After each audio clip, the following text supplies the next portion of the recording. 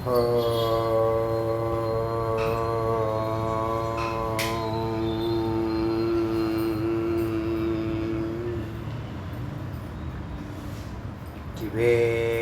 मुरुगनुक्कु एक गुरु श्री स्कंद गुरुवे नमः। वंदे गुरु परंपरा। गुरु ब्रह्मा गुरु विष्णु गुरुदेवो महेश्वरः गुरु साक्षात् परब्रह्म तस्मै श्री गुरवे नमः। गुरवे सर्वलोकानां विशेषे अवरोगिणां निधये सर्वविद्यानां श्रीदक्षिणामूर्तये नमः। ॐ भद्रं कर्णेभिः शृणुयाम देवाः भद्रं पश्यामाक्षभिर्यजत्राः स्थिरैरङ्गैस्तुवाक्पञ्चतुण्डिः यशेम देवहितं यदायुः। स्वस्ति न इन्द्रो वृद्धश्रवाः स्वस्ति न पूषा विश्ववेदाः स्वस्ति न साक्षर्यो अरिष्टनेमिः स्वस्ति न बृहस्पतिर्दधातु। ओम शांति शांति शांति। இன்னைக்கு பரமஹம்ச பரிவிராஜக உபனிஷத்தினுடைய 4வது மந்திரத்தை சிந்திக்கலாம். மொத்தம் 7 மந்திரம்தான். மந்திரங்கள் பெருசாக இருக்கிறதுனால மெதுவாக போகுது. நேற்று வரைக்கும் ஒரு முமுட்சு சந்நியாசி ஆகிறது எப்படி, ஏன் ஆகணும்,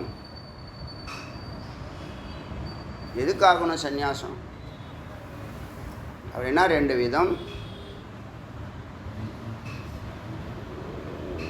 ஒரு ஒரு ஒரு ஒரு ஒரு சம்சாரி ஒரு ரோட்டில் பயணம் செய்கிறான். ஏதோ ஒரு ஊருக்கு போகிறான் வச்சுங்களேன். போகிற வழியில் ஒரு ஜங்ஷன், ஒரு கிராமத்துக்குள்ளே கடந்து வரான். ஒரு ஜங்ஷன், அதில் 2 பாதை பிரியுது. ஒரு பாதை ரொம்ப கரடு முரடாக இருக்குது, ஒரு பாதை ஸ்மூத்தாக இருக்குது. இவன் கரடு முரடான பாதையில் தான் கால் எடுத்து வைக்கிறான். பின்னாடி வரவங்க, ஏன்ப்பா ஈஸியாக ஸ்மூத்தாக போகிற பாதை 2ம் ஒரே ஊருக்கு தானே போகுது, ஏன் கரடு முரடான பாதையில் போகிற, உனக்கு கண்ணு தெரியலையா, அது முள்ளுங்குள்ளுமாக இருக்கே அப்படின்னு கேட்பான். சாதாரணமாக கேட்குறவங்க தான், வெல்விஷராக இருக்கிறவங்க அப்படி தான் கேட்பாங்க. நல்ல பாதையை விட்டுட்டு ஏன், 2ம் ஒரே ஊருக்கு தான் போகுது. அப்போ பார்வை, அவங்க கண் இருக்குது ஆனால் பார்வை இல்லைன்னு தானே அர்த்தம். ஒரு சின்ன விசாரம் பண்ணலாம் இந்த இடத்துல. ஒரு மனிதனுக்கு செயலறிவு ஏன் வர மாட்டேங்குது? இது நல்லதுன்னு தெரிஞ்சும் நல்லா தெரியுது ஆனால் செய்ய மாட்றான். ஸ்ரேயஸ் பிரேயஸ் நம்ம வாழ்க்கை இருக்கு,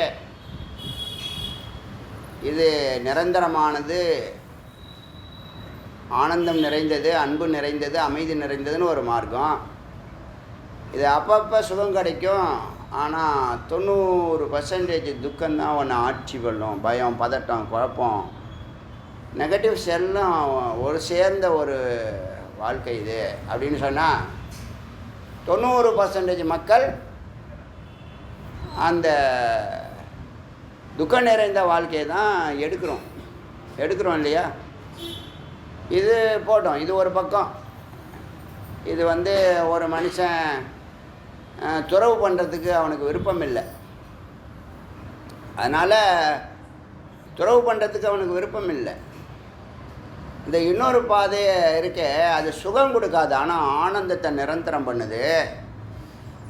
எனக்கு ஆனந்தத்தை நிரந்தரம் பண்ணுறது எப்போ கிடைக்கும்னு எனக்கு சொல்ல முடியாது. 90% 95% இந்த மார்க்கத்தில் தான் போகிறாங்க, அதனால் நான் இந்த மார்க்கத்திலேயே போகிறேன்னு தவறான, அதாவது துக்கம் நிறைஞ்சது 90% துக்கம் நிறைஞ்சதுன்னு இருந்தால் கூட அதுதான் ஆவரேஜ் மக்கள் முடிவு எடுக்கிறாங்க இல்லையா? அப்போ என்ன இருக்குது, அவனுக்கு கண் இருக்குது ஆனால் பார்வை இல்லை, அப்படிதான் அர்த்தம். இதை விடுங்க, எல்லோரும் துறவரை எடுக்க சொல்லலை. நம்ம பொதுவாக மக்கள் எந்த ஒரு நல்ல விஷயத்துலையும் நல்லது கொஞ்சம் நேர்மையானதெல்லாம் கொஞ்சம் சுற்றிக்கிட்டு வர மாதிரி இருக்குது. இது குறுக்கு வழியில் நான் போயிடுவேன் அப்படிங்கிறம்போது குறுக்கு வழியை தான் எல்லாருமே கடைபிடிக்கிறாங்க. என்னென்னா அங்கே கண் இருக்குது, பார்வை இல்லைன்னு தான் அர்த்தம். அதுபோல் இந்த உலகத்தை செயலறிவுக்கு ஏன் அவன் வரமாட்டான், உத்தம அதிகாரி கர்ப்பகிரகத்துக்கு வராமல் 10வது பிரகாரத்தையே வாழ்நாள் ஃபுல்லாக சுற்றிட்டு இருக்கிறான் அப்படின்னு சொன்னால் அவனுக்கு எல்லாமே கேட்குறான், எல்லாமே நம்ம பேசுகிறத கேட்குறான், அவனுக்கு எல்லாமே புரியுது, இதுதான் மேலானது, இதுதான் உயர்வானது. ஆனால் அந்த நான்வெஜ் என்னால் விட முடியாது அப்படின்னு சொல்கிறானா இல்லையா? அப்போ அங்கே என்ன விசேஷம்னு கேட்டால் கண் இருக்கு, பார்வை இல்லை. இப்போ நல்ல ஆச்சரியமான விஷயம், நல்லா சிந்திச்சு பாருங்கள்.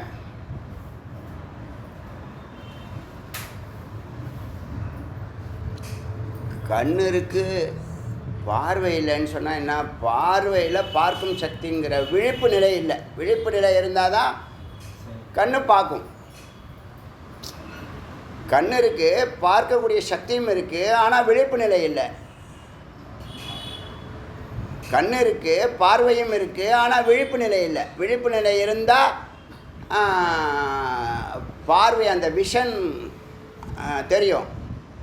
விஷன் தெரிஞ்சால் அவன் சரியாக பார்ப்பான். இப்போ அவன் சரியாக பார்க்கறதில்ல.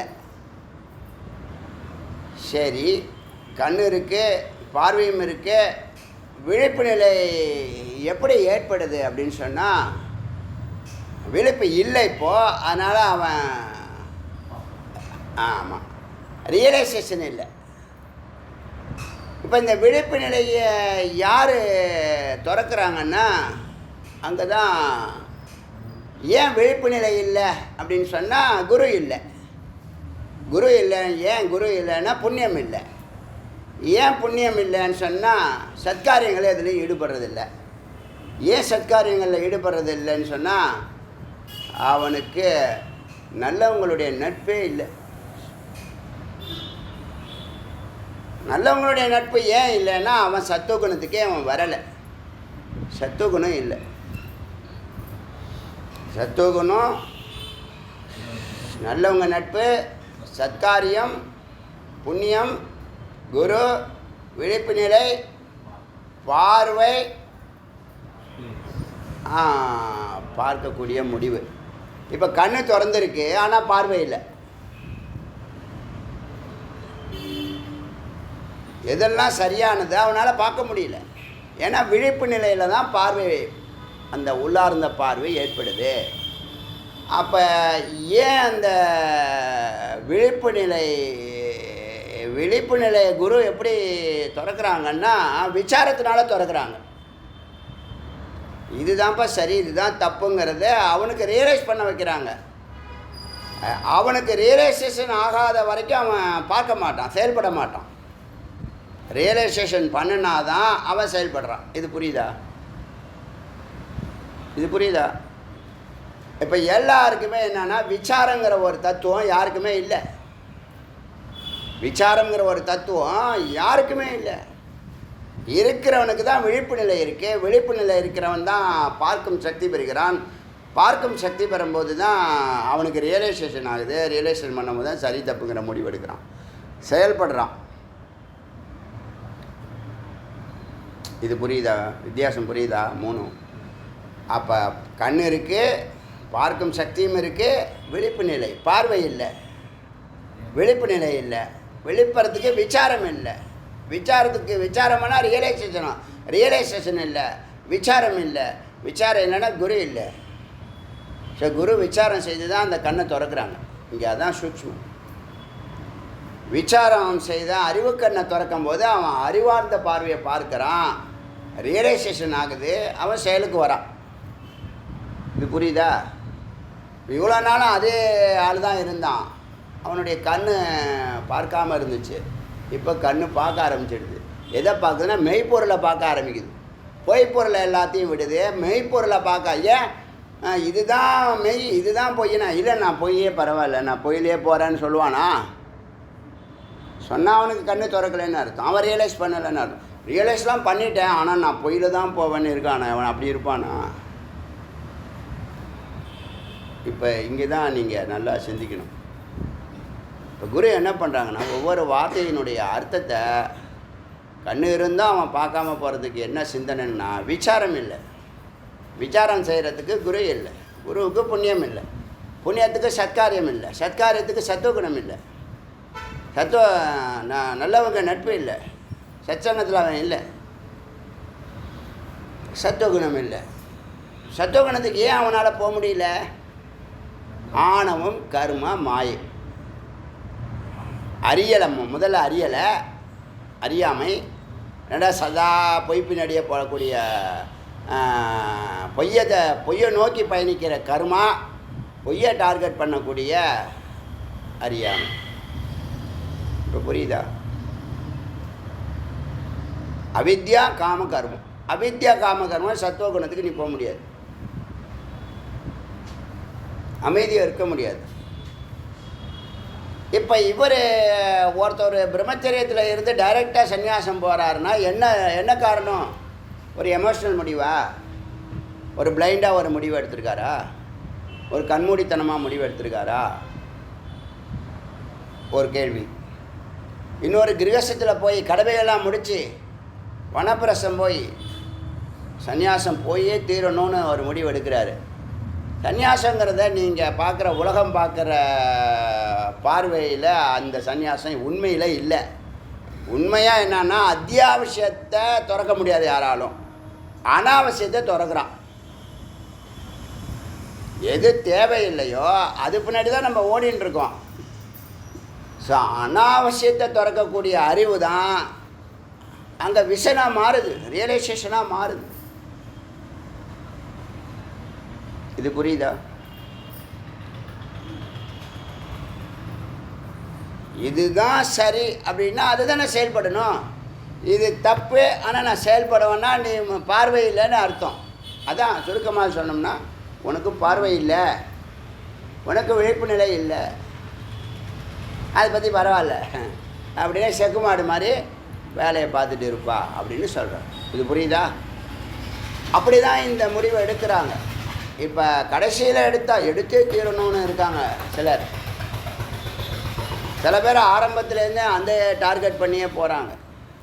25 வயசில் எனக்கு துறவு மனப்பான்மை வந்தாலும் நான் திறக்க மாட்டேன், கிரகஸ்தம் போவேன், வனப்பிரஸ்தம் போவேன், கடமையெல்லாம் பண்ணுவேன், நல்லது கெட்டதெல்லாம் பார்ப்பேன், எனக்கு தெரியும் நான் எப்படி போனேன், அந்த தெளிவு இருக்கா? உனக்கு பார்வை இருக்கு. இப்போ கண்ணை திறந்தோம், பார்வை இல்லாத பிளைண்டாக தான் எல்லாருமே வாழ்ந்துட்டுருக்கான் 90%. இப்போ நான் சன்னியாசம் எடுக்க சொல்லலை. எது அத்தியாவசியம் எது அனாவசியம்னு பார்த்தீங்கன்னா அந்த பார்வை தான் விஷன்னு சொல்கிறேன், பார்க்கும் சக்தின்னு சொல்கிறேன். அப்போ விழிப்பு நிலை இல்லை. விழிப்பு நிலையை யார் கொடுக்க முடியும்? யார் விழிச்சுக்கிட்டு இருக்காங்களோ அவங்க தான் விழிப்பு நிலையை கொடுக்க முடியும். குரு விழிப்பு நிலையில் இருக்கிறதுனால உங்களை விழிக்க வைக்கிறாங்க. உங்களுக்கு அது புரியுது, ரியலைசேஷன் ஆகுது. அதனால அத்தியாவசியம் எது, அனாவசியம் எது, சத்தியம் எது, மித்தியம் எதுன்னு உங்களுக்கு தெரியுது. அதில் நீங்கள் செயல்படுறீங்க. இப்போ இந்த பார்வையை நல்லா புரிஞ்சு, கண் இருக்குது, பார்வையில், பார்வைக்கு விழிப்பு நிலை தான் பார்வை. அவன் விழிச்சாதானே பார்க்க முடியும். கண்ணும் இருக்குது, பார்க்குற சக்தியும் இருக்குது, விழிக்கலை. அதனால் கண்ணை திறந்துக்கிட்டே விழிக்காமலே வாழ்க்கை ஃபுல்லாக போய் பின்னாடியே போகிறான். ஒரு நாள் கூட உக்காந்து சிந்திக்கிறது இல்லை. இதுதான் அவன் வாழ்க்கை. எவ்வளோ நாள் வாழ முடியும் அது மாதிரி?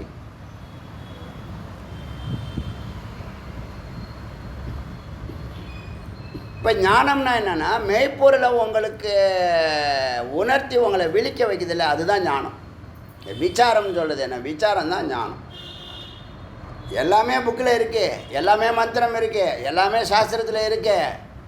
ஆனால் உன்னுடைய அறிவுக்கு எட்டலையே.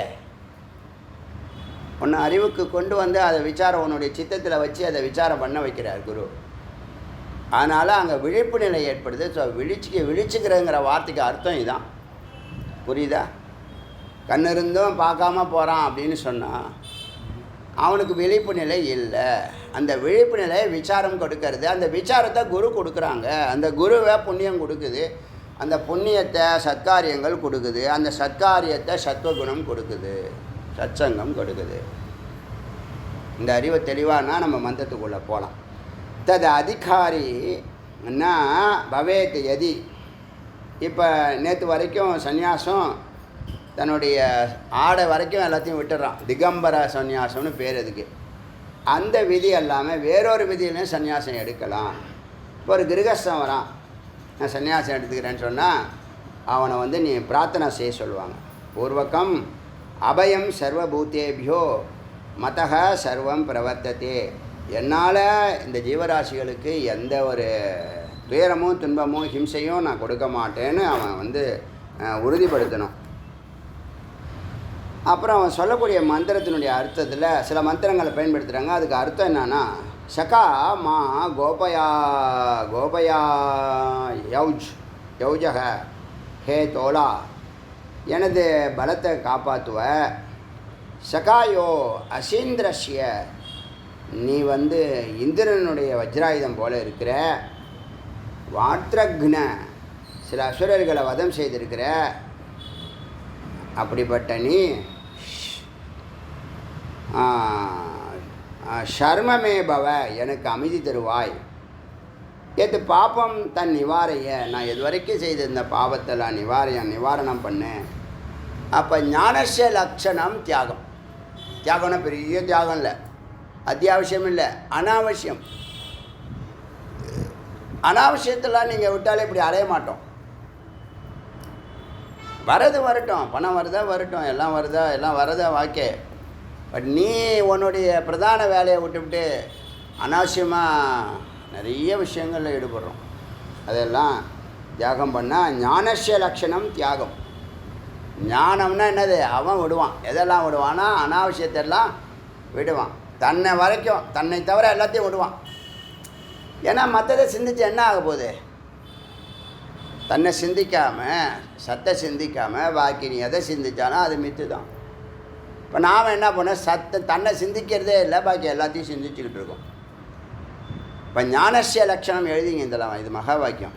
ஞானஸ்ய லட்சணம் தியாகம், தியாக.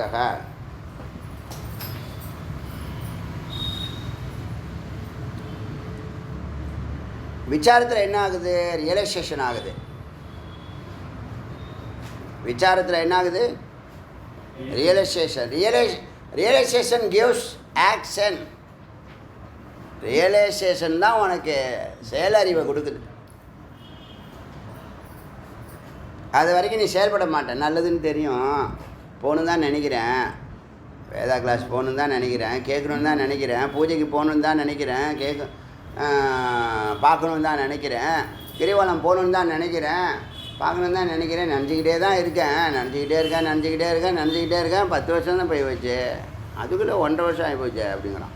நம்ம கேட்குறோம்ல, அந்த கிரிவலம் எவ்வளோ நாளாக நீங்கள் பார்க்கணுன்னா 1.5 வருஷமாக பார்த்துக்கிட்டே இருக்கேன். அதனால் 1.5 வருஷத்துக்குள்ளேயாவது வந்துட்டானு. 1.5 வருஷமாக இதை பார்த்து ஒரு நாள் ஒரு கண்ணு திறந்துருக்கு. கொஞ்சோண்டு செஞ்சுச்சிருப்பார் போல இருக்கு. அது வரைக்கும் கண்ணு காது ரெண்டும் அவுட்டு. அதான் கண்ணிருந்தும் குருடராய் காதிருந்தும் செவிடராய்னு ஏதோ தாய்மானவர் யாரோ. எது பாவம் நிவாரையேன் மந்திரேன பிரணவபூர்வகம் சலக்ஷண வைணவம். இனிமேல் என்ன பண்ணணும்? இவரே இந்த மந்திரங்கள் எல்லாம் சொல்லி மந்திரேன பிரணவபூர்வ பிரணவத்தை ஜபிக்க ஆரம்பிக்கணும். சலக்ஷண வைணவம், நல்ல ஒரு வேணுன்னா என்னது? மூங்கில் குச்சி ரெடி பண்ணிக்கணும். கட்டிசூத்திரம், இடுப்பில் ஒரு கயிறு, கௌபீனம் கோமணம், கமண்டலம், விவரண வஸ்திரம். விவரணனா எந்த கலரும் இருக்கக்கூடாது. விராகம் சொன்னால விசேஷ ராகம், இறைவன் மேலே விசேஷமான பற்று. விராகம் வித்தவுட் ராகம், பற்று இல்லாத நிலை. ரெண்டுக்கும் ஒரே அர்த்தம், ஒரே வார்த்தை தான். இந்த பக்கத்தை விட்டு இந்த பக்கத்தை பிடிக்கணும். அதான் அப்படி இறைவனை பார்த்துட்டு தான் தரிசனம் பண்ணிட்டு தான் மறுவேளை அப்படின்னு யாராக இருக்காங்களா? யாருமே இல்லை. ஏன்? அறிவு இல்லை. இறைவன் மேலான பொருள் தெரியுமா தெரியாதா? இப்போ அவன் கிரிவலம் வந்துட்டு நேற்று வர முடியலஜி, அங்கே வேலை இங்கே வேலை சொல்கிறான். என்ன அர்த்தம்? என்ன அர்த்தம்? பெரியாரிட்டி அவனுக்கு தெரியல. இறைவனோட மேலான வேலையை அவர் பார்க்குறாருங்க. பூஜைக்கு வர முடியல ஜி, அவர் செய்கிற வேலையெல்லாம் பூஜையை விட மேலான வேலை இருக்கா? வேத விசாரம் பண்ண முடியல, அதோட மேலான வேலை இருக்கா சொல்லு. ஆத்மனஸ்து காமாய சர்வம் பிரியம் பவத்தின்னு ஆத்மா தான் முதலிடம். உலகமே அப்படி தான் இயங்குது. அப்போ என்ன அர்த்தம்? இறைவனை நான் பார்த்தே தீர்வேன். அதுக்காக பெரிய முயற்சிலாம் பண்ணுறேன். அந்த காலத்தில் தலையை வெட்டிக்கிறது, அக்னி பிரவேசம், ஜல பிரவேசம், இது பார்த்தோமே. அப்படிலாம் வடக்கு நோக்கி உட்கார்றது, பட்னி கடந்து தாகிறது, மகாபிரஸ்தான் எங்கேயாவது போகிறது, இறைவனை நோக்கி நான் போகிறேன்னு. அப்படிலாம் நம்ம முன்னோர்கள் இருந்திருக்காங்க இறைவனை பார்க்கறதுக்காக. நம்ம இப்போ வெள்ளிக்கிழமை பார்க்கலாம், ஓடியா போயிட போகிறாரு, செவ்வாய்க்கிழமை பார்க்கலான்னு இருக்கு. சன்லக்ஷண வைணவம் கடிசூத்திரம் கௌபீனம் கமண்டலம் விவரண வஸ்திரம், வர்ணமில்லாத வஸ்திரம். ஏக்கம் பரிகிரகம், ஒன்றே ஏற்றுக்கொள்ளு. சத்குரு உபகமிய, சத்குருவை தொடர்பில் இருக்கணும், சத்குரு தொடர்பில் இருக்கணும். ஏன்னா சிரவண மனன் ஆகணும். அதனால் சத்குரு உபகமிய, அவரை பார்த்து அருகில் சென்று நத்வா வணங்கி, குருமுகாத், குருவனுடைய வாயால் தத்துவமசி அதுவே சொல்லுது. இந்த உபதேசங்கள்லாம் குருமுகாத்துன்னு அதுவே சொல்லுது, மந்திரமே சொல்லுது. ஏன்னா அந்த வார்த்தைக்கு அப்போ தான் உயிர் பெறும். குருமுகா தத்துவமசி, தத்துவமசிங்கிற வார்த்தையை குருவாயால் கேளப்பா.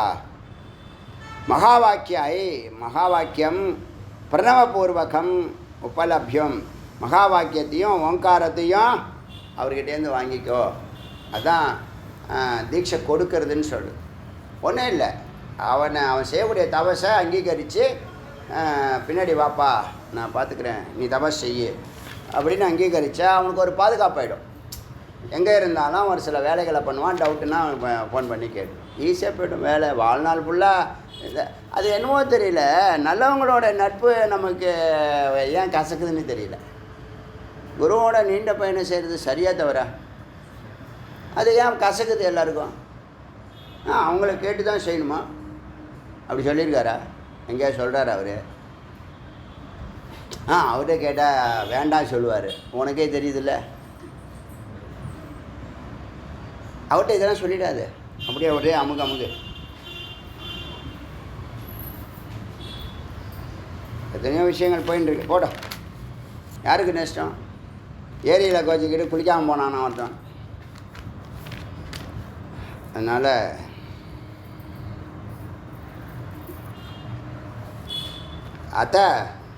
ஜீர்ண வஸ்திரம், நல்லா பழைய ஆடை, வல்கலா அஜினக, வல்கல் காவி உடையோ அல்லது தோலாடையோ, அந்த காலத்தில் தோலாடு, திருத்வா தரித்தும், அந்த ஜலா அவதரணம்,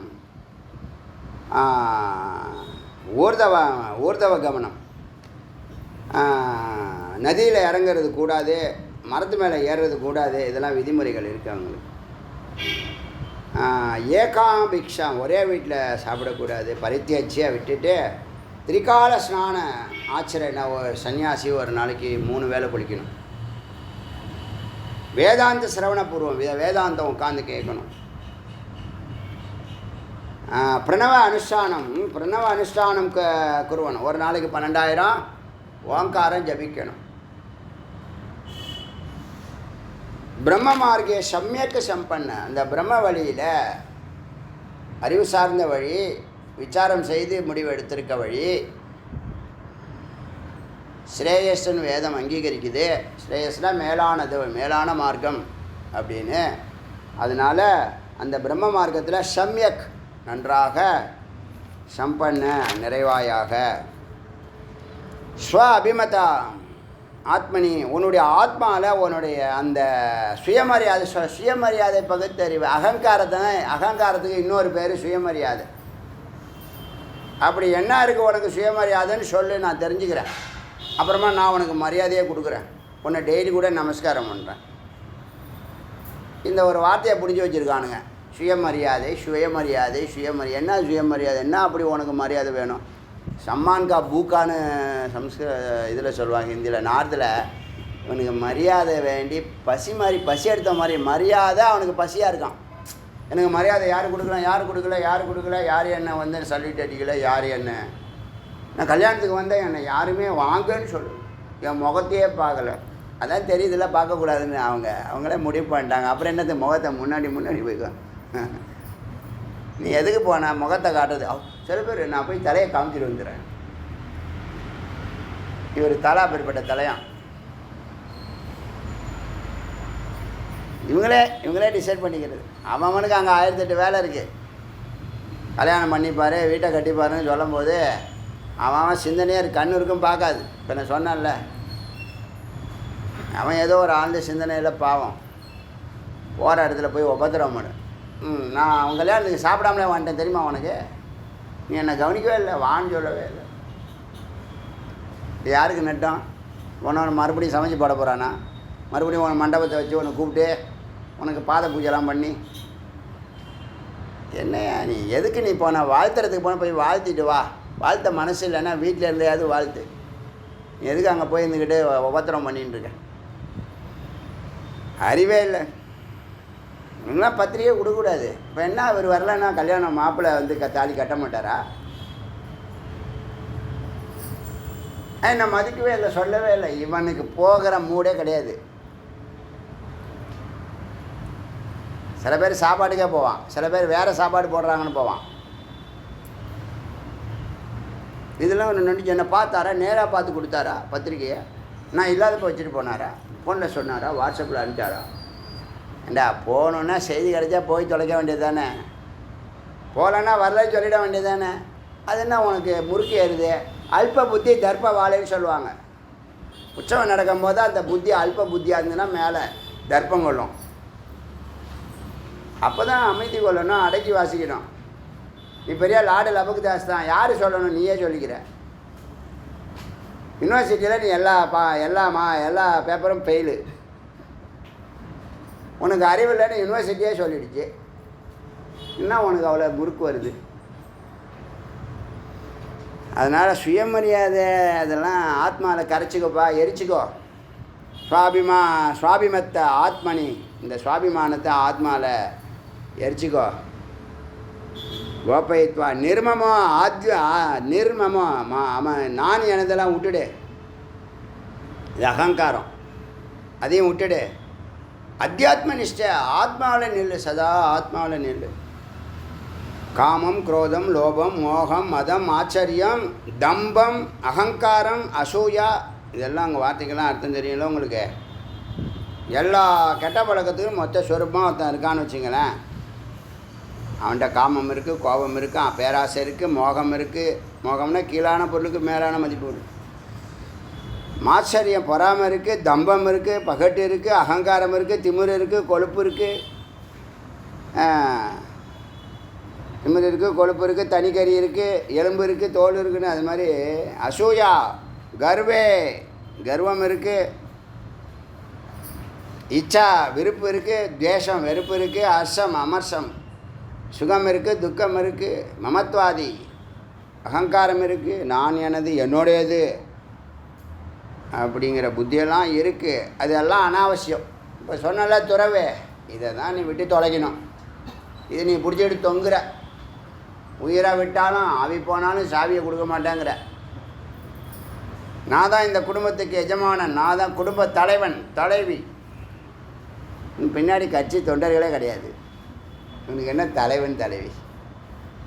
பாவம். நான் தான் தலைவன் அப்படின்னா சொல்கிறீங்கல்ல, அது எல்லாத்தையும் ஹித்வா, எல்லாத்தையும் விடு. ஞான வைராக்கிய யுக்தோ. ஞான வைராக்கியனா அறிவும் துறவும். வார்த்தையை பார்த்தீங்களா? அறிவும் துறவும். இதெல்லாம் விடலாம், இதுதான் விடணும். இதெல்லாம் ஞானாகினி வந்ததுன்னா இதில் வேலை செய்யாது. உனக்கு அறிவே இல்லை, உனக்கு என்ன இதெல்லாம், உனக்கு இவ்வளோ திமிரு அப்படிங்கிற பேச்சு தான் மேலோங்கி நிற்கும். உனக்கு அறிவே இல்லைல்ல, எங்கே உன்னுடைய டிகிரி எடு பார்க்கலாம். பார்த்தா +2 படிக்கல. என்னத்த சொல்கிறது. அப்புறமா கேட்டால் கரஸ்பாண்டன்ஸில் படிக்கணும். அப்போ +2 ஓப்பன் யூனிவர்சிட்டியில் சொல்லி கல்யாணத்தை பண்ணி விட்டாங்க. யாருக்கோ நடக்குதா இல்லையா? நடக்குது. ஞான வைராக்கிய யுக்தோ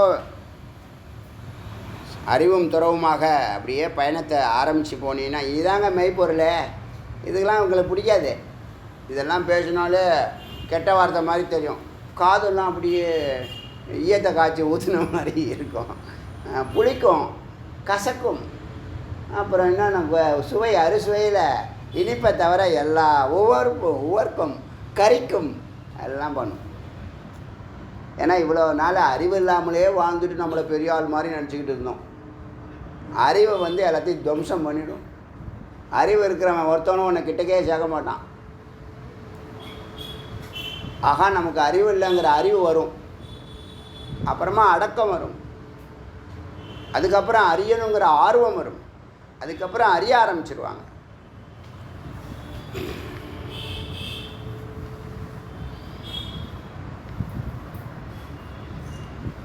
ஞான வைராக்கிய யுக்தம் வித்த ஸ்ரீ பராமுக சன்னியாசிக்கு பணம்னு அலையாத, பெண்கள்கிட்ட நெருங்காத, பராமுகமாக இரு, கண்டுக்காத.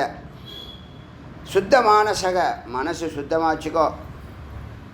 சர்வ உபனிஷத் போட்டுச்சு ஒரு பாயிண்ட்டை, கோடாலியை போட்டுச்சு. சர்வ உபனிஷத்தை அர்த்தம் ஆலோசிய 108 உபனிஷத்தையும் கேட்டு தொலை. வந்து ஜாயின் பண்ணி எவ்வளோ நாளாச்சு. இன்னமும் நான் வந்து பழசு ஒன்று புதுசு ஒன்று அதை விட்டு தாண்டவே மாட்டியா ஏஞ்சினியா? அதையே நான் இன்னும் கேட்கல. பழசு கேட்டால் புதுசு கேட்க மாட்டேன், புதுசு கேட்டால் பழசு கேட்க மாட்டேன். நேரமே இல்லை. இந்த ஜென்மாவில் கேட்டு முடிச்சிருவியா? எல்லாம் நம்ம கையில் தான் இருக்கு. சர்வ உபனிஷத்து அர்த்தம் ஆலோசிய.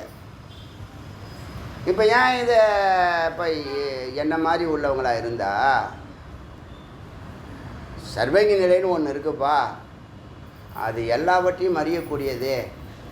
அந்த நிலையை அடையணும்னு சொன்னால் நீ வந்து இந்த 2000 ஆடியோ கேளுன்னு ஒருத்தவங்க சொன்னாங்கன்னா இரவு பகல் அதே வேலை, ஒரே வேலை தான். இரவு பகலே ஒரே வேலை தான். அந்த 2000 ஆடியோவை வேகமாக கேட்குறதில்ல, அர்த்தத்தோட விசாரத்தோட அறிவோடு கேட்பேன், கேட்டு முடிப்பேன். இது மேலே ஏறணுங்கிறதா நம்மளுடைய குறிக்கோளை தவிர அந்த படிக்கட்டு வழிமுறைகள் கிடைக்கும் போது என்ன பண்ணணும்?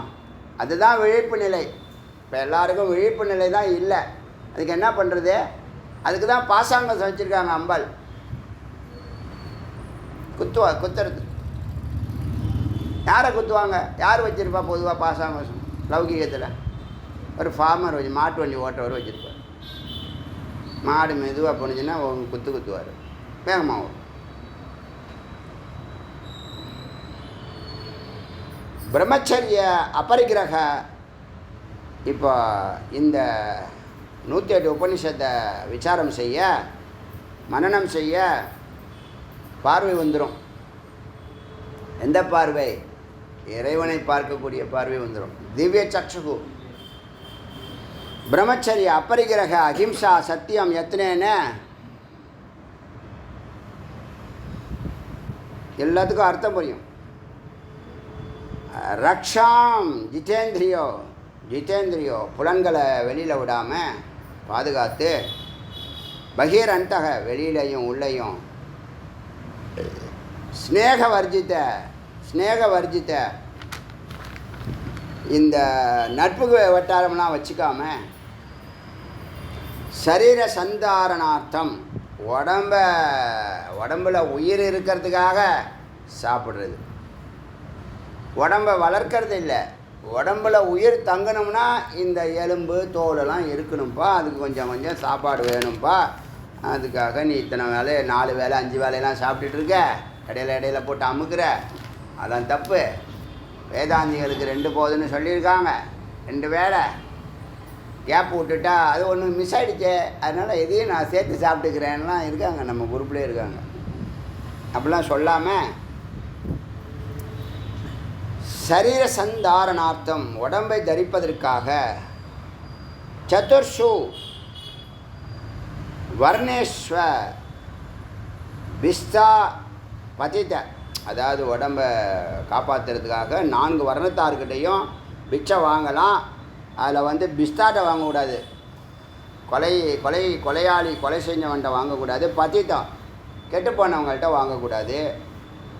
வஜிதேஷோ பசுர் துரோகி பட்சமானம் பிரம்மபூயாய பவதி. இப்படி ஒரு பசுவை போல் ஒரு மிருகம் பெட் அனிமல் எப்படி வளர்க்குறாங்களோ அது மாதிரி அதுங்கக்கிட்ட சாப்பாடை வாங்கி சாப்பிட்டுட்டு உடம்பை பாதுகாத்துக்கிட்டே வரணும். விசாரம், வேதாந்த விசாரம் இதெல்லாம் பண்ணிகிட்டே வரணும். ஜபம் பண்ணிக்கிட்டே வரணும். சன்னியாச அனுஷ்டானம் 12,000 நீ நகர முடியாது. ஓங்காரம் 12,000 ஜபின்னு சொன்னாலே நீ நகர முடியாது. தொடர்ந்து ஓங்காரம் ஜபிச்சா என்ன ஆகிறது? சொர்பத்துக்கே போயிடலாம். ஓங்காரம் என்ன பண்ணா? எளிமையான வழி. இத்தனை ஞானம் விசாரம். ஆனால் ஓங்காரமும் என்னது? ஒரு ஒரு ஒரு பிளைண்டாக நம்ம ஜபிக்கிறது தான். மெய்ப்பொருள் அழைச்சிட்டு போகும், அதெல்லாம் மாற்று கருத்து கிடையாது. ஒரே விஷயத்தை தொடர்ந்து சொல்லுவீங்களான்னா சொல்ல மாட்டீங்க. ஆனால் ஒரு நிலையை தோணோடனே அதுவே தர்மமேகம் மாதிரி என்ன பண்ணுவோம்? சுவைக்க ஆரம்பிச்சிடும் அந்த ஓங்காரமே. ஜபம் செய்கிறவங்களுக்கு தெரியும். இந்த ஓமுருகா புக்கு கொடுக்குறோம்ல, ஒரு பேஜில் ஒரு முதல் 2 காலம் லைட்டாக எழுதுவாங்க, 3வது காலம் 4வது காலம்லாம் நிறுத்தம் பேனா வைக்க முடியாது. எல்லாம் ஆழமாக அழைச்சிட்டு போகும். இங்கே என்னாச்சுன்னு கேட்டால், எதாலம்ப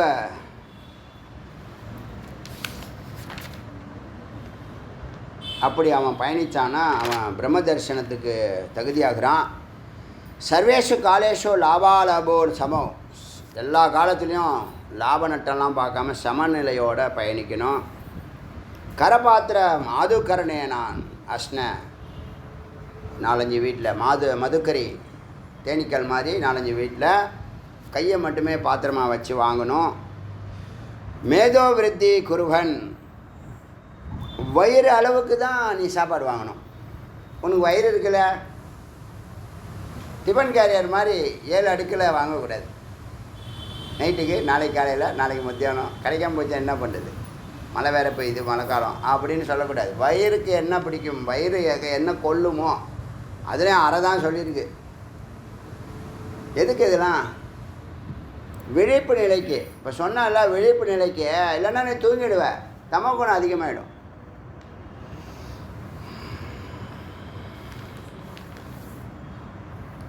அப்படி மேதோவிருத்தி குருவன் கிருஷி பூத்வா, மெலிந்து இருக்கணும்.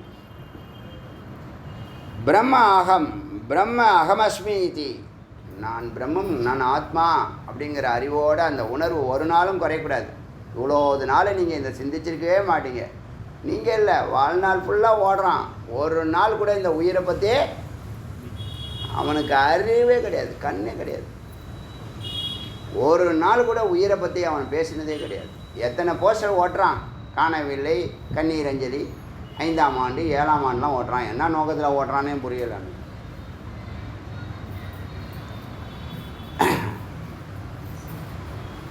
பிரம்மம் அகம் அஸ்மி, நான் பிரம்மமாக இருக்கிறேன்ங்கிற அறிவு குறையக்கூடாது, அந்த உணர்வு குறையக்கூடாது. ஏன்னா அதான் மெய்ப்பொருள், அதான் உண்மை. நீ இது வரைக்கும் நினச்ச நான் அல்போன்னு நினச்சிட்டு இருந்ததெல்லாம் நீ அல்பம். அறிவில்லை உனக்கு, மெய்யறிவு இல்லை, விழிப்பு நிலை இல்லை. குருவர்த்தம் கிராம உபேத்திய, குருவோட பயணிக்கிறவங்களா இருந்தீங்கன்னா கிராமத்தில் திருவஷிலோ அஷ்டோ மாச குருவோட ஒரு 8 மாதம் அவருடைய தேவைகள்லாம் பூர்த்தி செய்து ஏகாக்கி சரேத், தனியாக நடக்க வேண்டும். சில இடத்துல திருவாவேவ சரேத், 2 பேரும் சேர்ந்தும் நடக்கலாம். இந்த பிச்சைக்கெல்லாம் சிஷன் இருந்தால் குரு போக மாட்டாங்க, அவங்க உட்காந்துருவாங்க ஒரு மரத்தடியில், நீங்கள் உட்காருங்க நாங்கள் போயிட்டு வரணும்னு போயிட்டு வருவாங்க. யதாலம்பம் விருத்தி பவே ததா குடீச்சகோ. இப்போ குடீச்சகனா ஆரம்பத்தில் ஒரு இடத்துல தங்கி குடிசை போட்டு நீ இந்த உபாசனையை ஆரம்பித்த ஜபமோ சிரவண மனனமோ நிதித்தியாசனமோ செய்ய ஆரம்பித்தேன். 4 பாயிண்ட்டு தான். அதில் ஜபமும் போயிடும், சிரவணமும் போயிடும், மனனமும் போயிடும், நிதித்தியாசனம் ஒண்டி தான் நிற்கும். இல்லையா? குருவோட இருக்கிற வரைக்கும் தான் சிரவணமும் மனனமும். நிதித்தியாசனத்துக்கு குரு அவசியம் இல்லை. ஆனால் சந்தேகம் வந்தால் குருவை தொடர்பு கொண்டு கேட்கணும், அவ்வளோதான். அப்படி குடிச்சகனாக இருந்தவன் அதுக்கப்புறம் இந்த ஞானம் பெருக பெருக பகூதகா மாறுறான். ஹம்ச சன்னியாசியாக மாறி பரமஹம்ச சன்னியாசி வரைக்கும் அவர் ப்ரமோட் ஆகிறாரு. ததன் மந்திர பூர்வகம் கட்டிசூத்திரம். அப்புறமா பரமஹம்ச நிலைக்கு வந்த பிற்பாடு மந்திரங்களை ஜபித்து மறுபடியும் அந்த கட்டிசூத்திரம், இடுப்பில் நாடா கௌபீனம் தண்டம் கமண்டலம் எல்லாத்தையும் நீரில் சர்வம் அப்சு விசுர்ஜா, நீரில் விசர்ஜனை பண்ணிடணும். ஜாத ரூபதர, குழந்தை போல நீ நடக்க வேண்டும், நகர வேண்டும். கிராமத்தில் இருக்கிறேன்னு சொன்னால் ஒரு இரவு தங்குற எத்தனை நாள் எங்கே தங்கலாம்? கிராம ஏக்கராத்திரம், கிராமத்தில் ஒரு இரவும். தீர்த்தஸ்தலமாக இருந்தால் 3 ராத்திரி 3 ராத்திரம். பட்டணம்னு சொல்லுவாங்க இல்லையா, சம்ஸ்கிருத வார்த்தை பட்டணம்ங்கிற வார்த்தை. கடலோர பகுதியை நம்ம பட்டணம்னு சொல்லுவோம். கடலோர பகுதி இருக்குல்ல, கடலோர கிராமங்களை பட்டணம்னு சொல்லுவோம்ல, அந்த பட்டணங்கிற வார்த்தை சம்ஸ்கிருத வார்த்தை. பட்டயன்னு பஞ்சராத்திரம், பட்டணமாக இருந்தால் 5 இரவும். க்ஷேத்திரம் நல்ல பாடல் பெற்ற க்ஷேத்திரமாக இருக்குது. சப்தராத்திரம் 7 இரவும். நிகேதம் நிகேதக ஸ்திரமிதி, இந்த மாதிரி தலைநகராக இருக்குது. அரண்மனை ராஜா அந்த மாதிரி தலைநகரமாக இருக்குதுன்னு சொன்னால் 7 நாட்கள். அப்புறம் அந்த காலங்களில் அக்னி சேவா, அக்னி காரியம்லாம் சமையல் பண்ணுறேன் அதை பண்ணதெல்லாம் கூடாது. எந்த ஹோமமும் பண்ணக்கூடாது. புற பூஜையே கிடையாதுன்னு சொல்லியாச்சு. நிர்விகாரோ, மனதில் எனக்கு போர் அடிக்குது, என்டர்டெயின்மெண்ட் வேணும் அப்படி சொல்லக்கூடாது. கொஞ்சம் ஒரு சன்மியூசிக் கொஞ்சம் நேரம் கேட்குறேன்னு சொல்லக்கூடாது. நிர்விகாரோ, விகாரம் அடையக்கூடாது. நியமம் விசர்ஜ்ய, இனிமேல் உனக்கு நியமங்கள் அவசியம் இல்லாமல் போகுது. பிராணசந்தனார்த்தம், முன்னாடி சரீர சம்தாரணார்த்தம், உடம்பை காப்பாற்றுறதுக்காக சாப்பிட்டா, இப்போ பிராணன் நிற்கிறதுக்காக, உடம்புல பிராணன் நிற்கிறதுக்காக சந்தாரணார்த்தம் ஏவ உணவு சாப்பிட்ணும், அளவாக சாப்பிட்ணும். லாபாலோப சமம், லாபம் வந்தாலும் நஷ்டம் வந்தாலும் சமமாக இருக்கணும். கிருத்வா கோவிருத்தையா, பசுவுக்கு எப்படி இது கொடுப்பாங்க, உணவு ஒரு பிடியை எடுத்து பிச்சு கொடுப்பாங்க, அது மாதிரி வாயளவு. கோவிருத்தியா பக்ஷமாச்சரணம், உணவை சாப்பிடணும், பிச்சை வாங்கணும். உதகஸ்தலம், நீ எங்கே ஏரி குளம்லாம் அந்த காலத்தில் சும்மா இப்படி 2 கையால் இப்படி தள்ளி விட்டு அப்படியே அள்ளி பிடிச்சிடுவாங்க. உடம்பும் ஆரோக்கியமாக இருந்துச்சு, நீரும் சுத்தமாக இருந்துச்சு. இப்போ அது மாதிரி சாப்பிட முடியுமா? அப்படி பழக்கிட்டானுங்க. எப்படி பழக்கிட்டானுங்கன்னா, இந்த வாட்டர் பாட்டிலில் தான் குடிக்கணும், வேறு எல்லா தண்ணியும் கெட்ட தண்ணி, வீட்டில் தவிர பாக்கி எல்லா தண்ணியும் கெட்ட தண்ணி. அப்படி தானே? பாட்டிலில் கரெக்டாக இருக்குது, சுத்தமாக தண்ணி அப்படின்னு நினைக்கிறோமா இல்லையா? நினைக்க வச்சுட்டான். கமண்டலர் பாதக ரகசிய ஸ்தலவாசோ, தடையற்ற இடங்களில், ரகசியமான இடங்களில் நீ இருக்கிற இடமே தெரியக்கூடாது, அப்படி ஒரு வாசமும். நீர்நிலைகளை கமண்டலமாக வச்சுக்கோ. கமண்டலத்தை தூக்கி போட சொல்லியாச்சு இல்லை, அதனால் நீர்நிலைகள் எங்கே கிடைக்குதோ அங்கே தண்ணி குடிச்சிக்கோ. நீ இருக்கிற வசிக்கிற இடம் தெரியக்கூடாது. ந புன லாபாலபு, மறுபடியும் லாப நட்டம் எப்பயுமே பார்க்கக்கூடாது. சுப அசுப, நல்லது கெட்டது பார்க்கக்கூடாது. அதுக்கெல்லாம் அப்பால் இருக்கணும். சர்வத்திர பூதல சயனம், எங்கே இடம் கிடைக்குதோ இந்த பூலோகம் ஃபுல்லாக நீ படுத்துக்கலாம். சௌரகர்ம பரித்தியக்தோ, சேவிங்லாம் பண்ணக்கூடாது. முக்த சாத்துர்மாசிய விரத நியமங்கள்லாம், விரத நியமங்கள்லாம் உனக்கு ஒன்றும் கிடையாது. நீ சதாவே அளவாக சாப்பிடுனா விரதமே அவசியம் இல்லை. பசிச்சா சாப்பிடு, தூக்கம் வந்தால் தூங்கு, வேர்த்தா குழி, தாகம் அடித்தா தண்ணீர் குடினா ஒரு பிரச்சனையும் இல்லை. நீ அளவுக்கு அதிகமாக சாப்பிட்றது, இப்போ ஸ்வீட் கடையில் 200 ஸ்வீட்டு வெரைட்டி வச்சுருக்காங்கல்ல, அத்தனை எனக்கு பாக்டீரியா வைரஸாக தான் தெரியுது. அதில் வேறு மில்க் ஸ்வீட் வந்து அப்படி விலை, இந்த ஸ்வீட்டு இப்படி விலை, அது வேறு போட்டிருக்கான். எனக்கு அவன் அடுக்கி வச்சுருக்கிற எல்லாம் எத்தனையோ ஹோட்டல்ஸ்லாம் போகிறோம்ல, அங்கே வச்சுருக்கான்ல, அவ்வளோதான் வைரஸாகவும் பாக்டீரியாவும் அப்படியே நின்ற மாதிரியே எனக்கு தெரியுது. ஒவ்வொரு வைரஸையும் பாக்டீரியாவும் எவ்வளோ அழகாக ஷோகேஸில் வச்சு உங்களை நோயை பரப்புகிறாரு. எல்லாம் ஒரு திட்டம் போட்டால் தான் நடக்குதுன்னு நினைக்கிறேன். மெடிக்கல் ஷாப்புக்கும் ஹோட்டலுக்கும் ஏதோ கனெக்ஷன் இருக்குமோன்னு. அதாவது டாக்டருக்கும் மெடிக்கல் ஷாப்புக்கும் ஒரு கனெக்ஷன் எப்போதுமே இருக்கும். அதுபோல்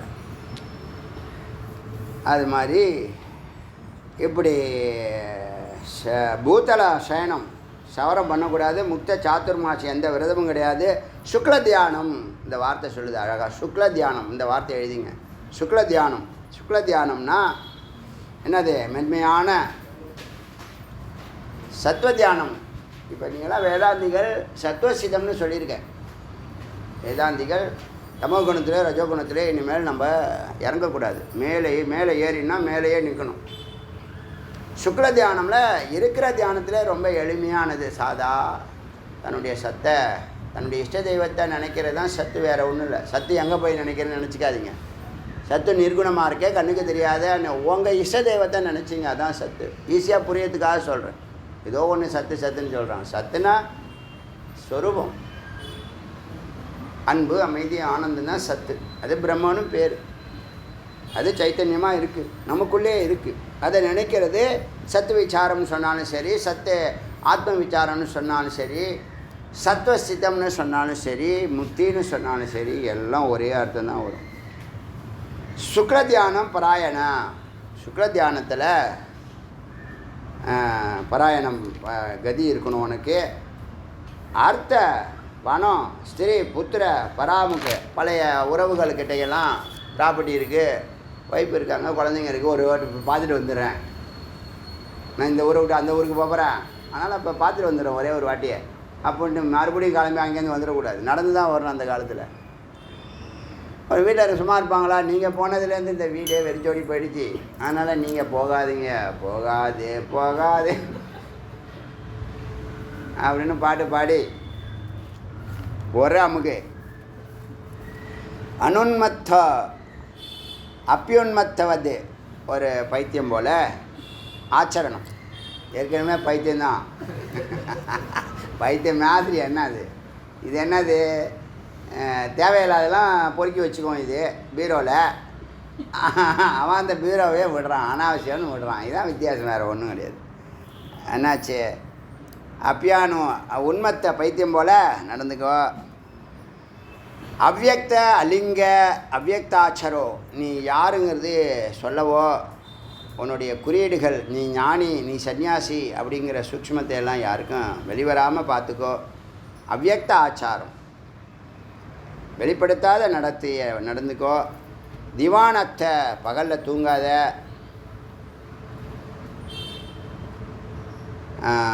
ஸ்வரூப அனுசந்தானம், ஸ்வரூப அனுசந்தானம், சுய ஆராய்ச்சி செய்துக்கோ.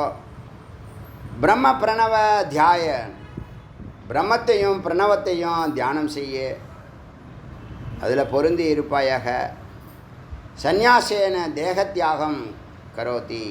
இப்படி பற்றற்ற ஒரு வாழ்க்கையை நடந்துக்கிட்டே வந்தால், இந்த பயணத்தில் தேகத்தை தியாகம் செய்தாலும், யார் இந்த நிலையில் இந்த விதிமுறைகளை கடைபிடித்து தேகத்தை தியாகம் செய்கிறவன் பரமஹம்ச பரிவிராஜகு, அவனை தான் பரமஹம்ச பரிவிராஜகுன்னு வேதம் அங்கீகரிக்கிறது. உடனே 6வது கேள்வி. இந்த கேள்வி, ஒரு ஜீவன் மூலாதாரத்திலேருந்து சகசிராரம் போகிறப்ப எத்தனை மனநிலைகள் அடையுமோ, அதை இந்த 4 அவஸ்தாவை வச்சு, ஜாகிரதை, சொப்ன, சுசுப்தி, துரியம்ங்கிற 4 அவஸ்தா வச்சு ஒன்றுக்கும் 4 இப்போ ஜாகிரதத்தில் நீங்கள் விஸ்வனாக இருக்கீங்களா? ஜாகிரத்தில் விஸ்வன், ஜாகிரத்தில் தைஜசன், ஜாகிரத்தில் பிராக்யன், ஜாகிரத்தில் துரியன்னு சொல்லி இங்கே ஒரு 4. அதே மாதிரி சொப்பனத்துக்கு 4, சுசுப்திக்கு 4, அப்புறம் மறுபடியும் துரியத்துக்கு 4ன்னு சொல்லி இந்த ஓங்கார பிரணவத்தை மகா பிரணவம், அதாவது பிரம்ம பிரணவம்னு சொல்லி 16 முறை, இந்த 4க்கு நன்னாங்க 16, 4க்கு 4 நாள் போட்டு அது சொல்லுது. அதை நான் படிக்கிறேன், அதை விடக்கூடாது, அது எழுதியிருக்கேன். அது அவசியம் இல்லை நமக்கு, உங்களுக்கு அவசியம் இல்லை, இருந்தாலும் தெரிஞ்சுக்குங்க அதுக்குள்ளே என்ன இருக்குதுன்னு தெரிஞ்சுங்க. இப்போ நான் சொன்னது தான் அதுக்குள்ளே இருக்குது. என்ன செய்து ஓங்காரத்தை நீ தியானம் பண்ண இந்த மாதிரி ஜாகிரதத்துலேருந்து நீ என்ன பண்ணுவ, 4 நிலையை கடந்து சொப்பனத்துக்கு போவ, அதில் 4 நிலையை கடந்து சுசுப்திக்கு போவ. சுசுப்திங்கிறது ஈசன் இருக்கக்கூடிய இடம்.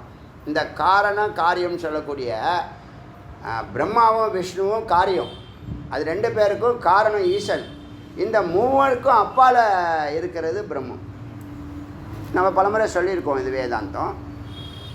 இப்போ காரண காரியத்துக்கு அப்பால் இருக்கிறது இந்த காரண காரியங்கிறது பிரம்மாவும் விஷ்ணுவும் காரியம், அது 2 பேருக்கும் காரணம் ஈசன். ஈசன் பிரம்மா விஷ்ணு 3 பேருக்கும் அப்பால் இருக்கிற ஆதாரமாக இருக்கிறது தான் பிரம்மம். அதுதான் ஈசனாக இருக்குது. ஈசன் தான் விஷ்ணுவாக மாறி இருக்கார், விஷ்ணு தான் பிரம்மாவாக மாறி இருக்காங்க. புரியுதா? அந்த நிலையில் இந்த ஒவ்வொரு ஜாகிரத அவஸ்தாவில் 4 படிக்கட்டையும் இதை கடந்து சொப்பனத்துக்கு போய் எப்படி நீங்கள் உள்ளே போகிறீங்கன்னு சொல்லுது. அது வேறு ஒன்றும் இல்லை. இப்போ நான் நேற்று சொன்னேன்ல, ஓங்காரத்தை வெளியில் ஜபிச்சா வாய் வலிக்கிற வரைக்கும் ஜபிக்க அப்புறமா கொஞ்சம் கொஞ்சமாக அது வாய் எப்பயுமே நல்லா புரிஞ்சுங்க. இந்த வெளியே வாய் விட்டு சொல்கிறது, கத்துறது, ஜபிக்கிறது அதை விட உத்தமம் மானசீகம். மானசீகத்தோட உத்தமம் அந்த காரணத்தில் இருந்து ஜபிக்கிறது. காரணத்தை விட உத்தமம் அமைதியாக இருந்து ஜபிக்கிறது. அதுதான் அசையாமல் உட்காரணும். பூஜையில் உட்காரும்போது அசையாமல் உட்காருங்க. அந்த மந்திரங்கள் எல்லாம் நன்றாக கேட்டு உங்கள் இஷ்ட தெய்வத்தை கண்ணை திறந்தோ கண்ணை மூடியோ அப்படியே தியானிக்கலாம். அது சத்துவகுணத்தையும் தாண்டிய குணாத்தீத்த நிலையை கொடுக்கும். அங்கே தான் சொரூபத்துக்கு நீங்கள் போக முடியும். அதுக்கு தான் நீங்கள் வந்து உக்காந்துருக்கீங்க. அங்கே உங்களை நீங்கள் பார்க்கறதுக்கு தான், உங்களுக்குள்ளே இருக்கக்கூடிய அமைதியையும் ஆனந்தத்தையும் அன்பையும் நீங்கள் உணர்வதற்கு தான், அனுபூதி செய்கிறதுக்கு தான் உட்காந்துருக்கீங்க. அனுபவம் இல்லை, இது நான் பேசுகிறது அனுபூதி, மெய்ப்பொருள், நிரந்தரமான மெய்ப்பொருள். நேற்று ஓங்காரம் சொல்லும் போதே நான் அடியேன்னு உள்ளே போயிட்டேன். என்னை மாரி உள்ளே போகுது அது ஆட்டோமேட்டிக்காக. கிளாஸில் பேசும்போது உள்ளே போகக்கூடாது, ஆனால் பேசும்போது அது என்ன பண்ணுது, ஆட்டோமேட்டிக்காக உள்ளே போயிடுது. இப்போ நான் சொன்னல வாய் வலிக்கிற வரைக்கும் ஜபிக்கிறது அதை விட உத்தமம். ஸ்தூலத்தை விட சூக்ஷ்மம், சூக்ஷ்மத்தை விட அதிசூக்ஷ்மம், அதிசூக்ஷ்மத்தோட காரணம், காரணத்தை விட துரியம். அதனால் இந்த உடம்பு சம்மந்தப்பட்டது ஸ்தூலமாக இருக்கிறதெல்லாம் கடந்து உள்ளே போக போக அப்படி 16 நிலைகளில் 16வது நிலையில் இப்போ 4 நிலைகளில் ஸ்தூலமாக ஜபிச்சிங்க, அப்புறமா மானசீகமாக ஜபிச்சிங்க, அப்புறம் உங்கள் உயிர் ஜபிக்கிறத நீங்கள் ஒத்து கவனிக்கிறீங்க. அதுக்கப்புறம் உள்ளே இந்த ஓங்கார சவுண்டு வருது, அந்த சவுண்டை கவனம் செலுத்தி அது பின்னாடியே போனால் 16வது நிலையில் அது சொரூபத்தில் போய் உட்காருது. அவ்வளோதான் விஷயம். அதுக்கு இவ்வளோ பெரிய மந்திரம் எழுதுனா அது வந்து மகா பிரம்ம பிரணவம்னு பேர். அதுக்கு இது வரைக்கும் எந்த உபநிஷத்துலேயும் சொல்லாத வார்த்தையே சொல்லுது. அதை நம்ம இப்போ பார்க்கலாம். இப்போ நான் சொன்னதை அதை டீட்டெயிலாக எழுதியிருக்காங்க. என்னான்னு கேட்டால், ஹே பகவான், பிரம்ம பிரணவ கீதிருஷ எப்படி இருக்கும் பிரம்ம பிரணவம்னு ஒன்று சொல்கிறாங்களே, இது பிரம்மா பிரிச்சதி, அதை பற்றி சொல்லுங்கள் என்று பிரம்மா கேட்குறார். சஹோவாச்ச நாராயணன் பதில் சொல்கிறார். பிரம்ம பிரணவ ஷோடச மாத்திராத்மகம், 16 மாத்திரை உடையது. ஸோ அவஸ்தா சதுஷ்டயம், 4 அவஸ்தா. 1 ஜாகிரத அவஸ்தா, அப்புறம் ஜாகிரதாதி சதஸ்ர, அதில் 4, அப்புறம் சொப்பன அவஸ்தா, சொப்பனாதி சதஸ்ர, அதில் 4, அப்புறம் சுசுப்தி அவஸ்தா, சுசுப்தாதி சதஸ்ர, அதில் 4, அவஸ்தா துரியம், துரியாவஸ்தா, துரியாதி சதஸ்ர, அதில் 4 அவஸ்தா, பவந்தீதி, இப்படி 16 அவஸ்தைகள் ஆகிறது. இப்போ ஒரு இது பொதுவாக ஜாகிரதை சொப்பன சுசுப்தின்னு காமனாக சொல்லலாம். வியஷ்டியில் சொல்லும் போதும் அதே தான். வியஷ்டியில் பேர் வச்சுருவோம். சமஷ்டியில் என்ன பேர் வைப்போம்னா விராட்டு, ஹிரண்ய கர்ப்பன், ஈசன், பிரம்மம்னு சொல்லுவோம். இங்கே வந்து விஸ்வன், தைஜசன், பிராக்யன், துரியன்னு 4 வார்த்தை சொல்லுவோம்ல. இப்போ இந்த விஸ்வனை 4ஆக பிரிக்குது. எப்படி? ஜாகிரத்தில் விஸ்வன், சொப்பனத்தில் விஸ்வன், சுசுப்தியில் விஸ்வன், துரியத்தில் விஸ்வன். அப்புறம் சொப்பனத்தில் தைஜசன், சொப்பனத்தில் சுசுப்தியில் அல்ல ஜாகிரத்தில் தைஜசன், சொப்பனத்தில் தைஜசன், சுசுப்தியில் தைஜசன், துரியத்தில் தைஜசன் அப்படின்னு அந்த டீட்டெயிலாக அதே விஷயத்தை அப்படியே நீட்டாக நிறைய மந்திரங்கள் சொல்லியிருக்கு. அதை நம்ம கடக்கிறோம். அதில் இதான் இப்போ நான் சொன்னதை அதை மந்திரமாக சொல்கிறாங்க. இதே தான் நான் சொன்னதே தான் கடைசி வரைக்கும் சொல்லணும் அப்படின்னு சொல்லி அந்த மந்திரத்தில் 16வது நிலையில் 16 சோடச கலைன்னு சொல்லக்கூடிய 16 அங்கமாக பிரணவத்தையே 16 அங்கமாக பிரித்து அதை கவனம் செலுத்தினீங்கன்னா அது வந்து சொரூபத்துக்கு அழைச்சிட்டு போகணும்னு சொல்கிறது உபனிஷத். ஆச்சா, இப்போ நாம் 7வது மந்திரம் மிக முக்கியமான மந்திரம். அதுக்கு நம்ம கொஞ்சம் 10 நிமிஷம் ஆனாலும் பரவாயில்ல இன்றைக்கி. அது ரொம்ப ரொம்ப முக்கியமான மந்திரம்.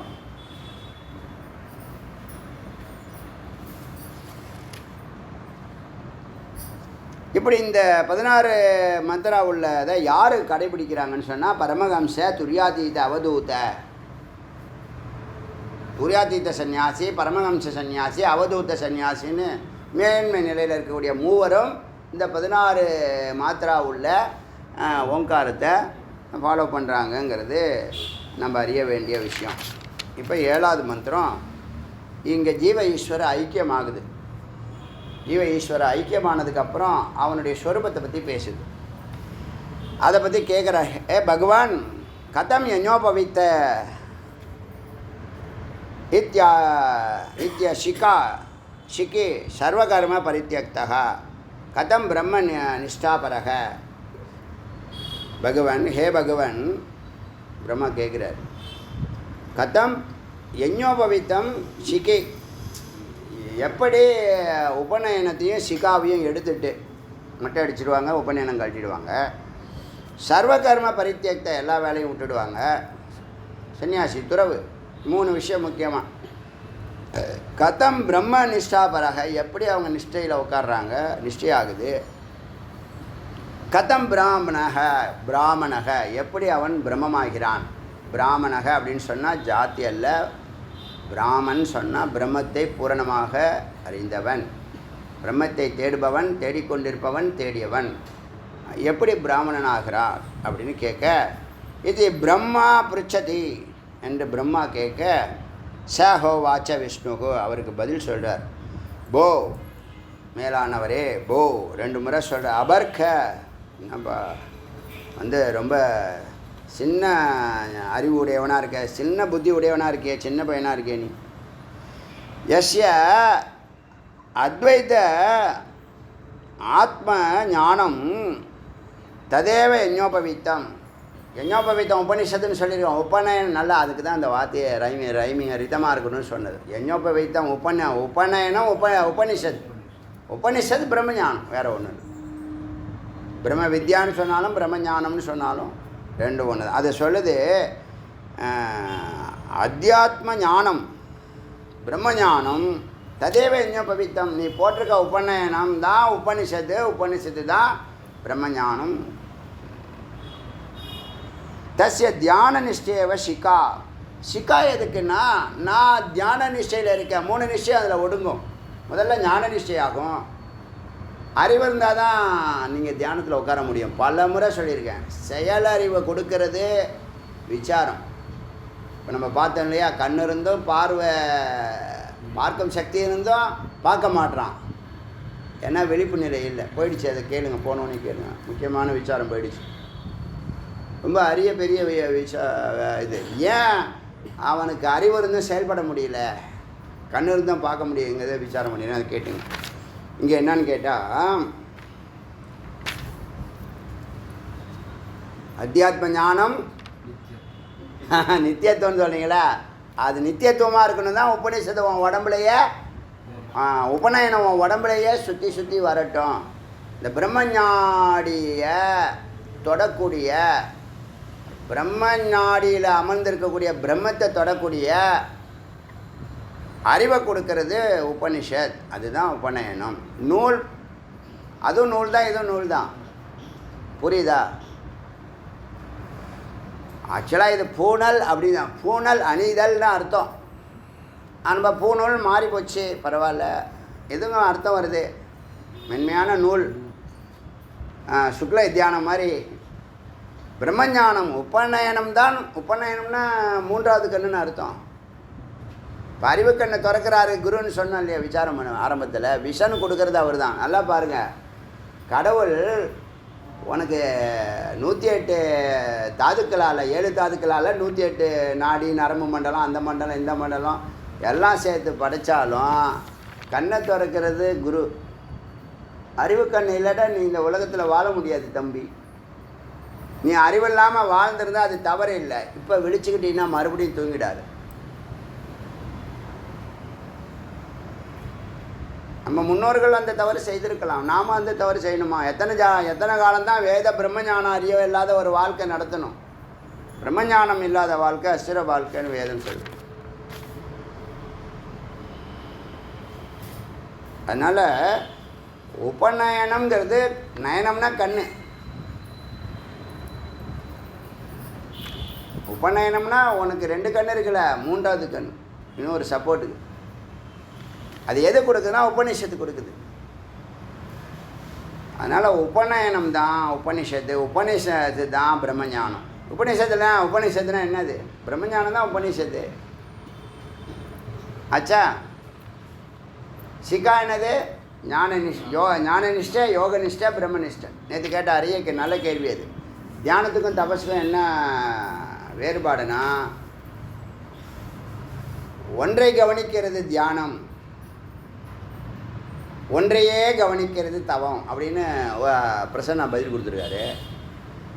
அதே கேள்வி எங்கிட்டையும் வந்து கேட்டு எல்லாரையும் கேட்பார் போல இருக்குது. அவர் சிஷ்யனை அவ்வளோதான், அவர் குரு என்ன சொல்கிறாருன்னு கேட்கலாம் அப்படின்னு. அப்படின்னு அதே பதில் தான். எப்படி சொன்னேன்னா, ஒன்றை நிற்கிறது தியானம், நெருக்கடியிலையும் ஒன்றை விட்டு விலகாமல் நிற்பது தியானம்.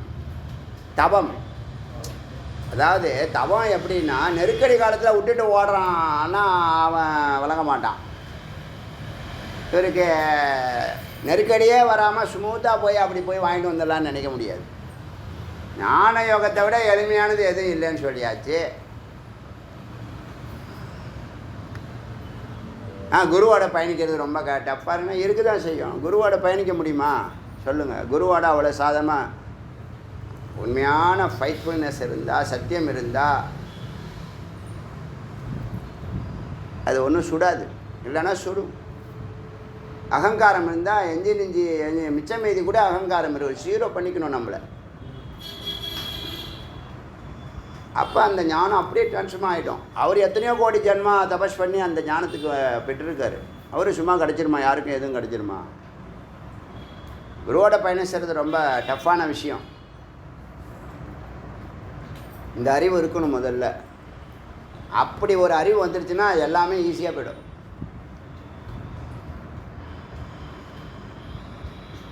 இப்போ இந்த அத்தியாத்ம ஞான நித்தியத்துவங்கிறது தான் உபநயனம். தத்துவஞான தரிசனம்னு சொன்னான். தத்துவஞான அர்த்த தரிசனம் சொன்னல, அதுதான் சிகா, அதுதான் பிரம்மனிஷ்டை, அதுதான் தியான நிஷ்டை அல்லது யோக நிஷ்டை, அதுதான் ஞான நிஷ்டை. ஞான நிஷ்டையாகி யோக நிஷ்டையானால் தான் பிரம்மனிஷ்டையாக முடியும். அது எப்போன்னா அர்த்த தரிசனம் ஆகணும். நிதித்தியாசனத்தில், இந்த தியானத்தில் தான் அது நடக்குது. ரொம்ப அழகாக கொண்டு வந்திருக்கா. எல்லா லிங்க்கும் ஒன்றுக்கு ஒன்று தான், ஒன்றுக்கு ஒன்று கனெக்டடாக தான் இருக்குது. மறுக்கவே முடியாது. ஆழ்ந்து சிந்திச்சா இந்த பதிலெல்லாம் உள்ளேருந்து தானாக வரும்.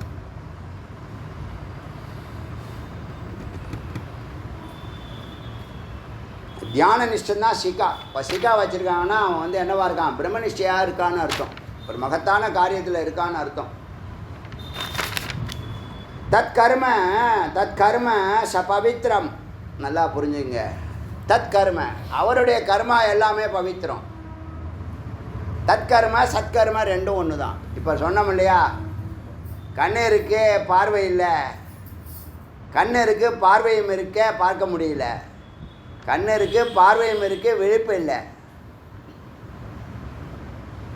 ஏன் விழிப்பு இல்லை? குரு இல்லை. ஏன் குரு இல்லை? புண்ணியம் இல்லை. ஏன் புண்ணியம் இல்லை? ஏன் அவன் சத்காரியத்தில் ஈடுபடலை? ஏன் சத்காரியத்தில் ஈடுபடலை? அவனுக்கு நல்லவங்களுடைய நட்பு இல்லை.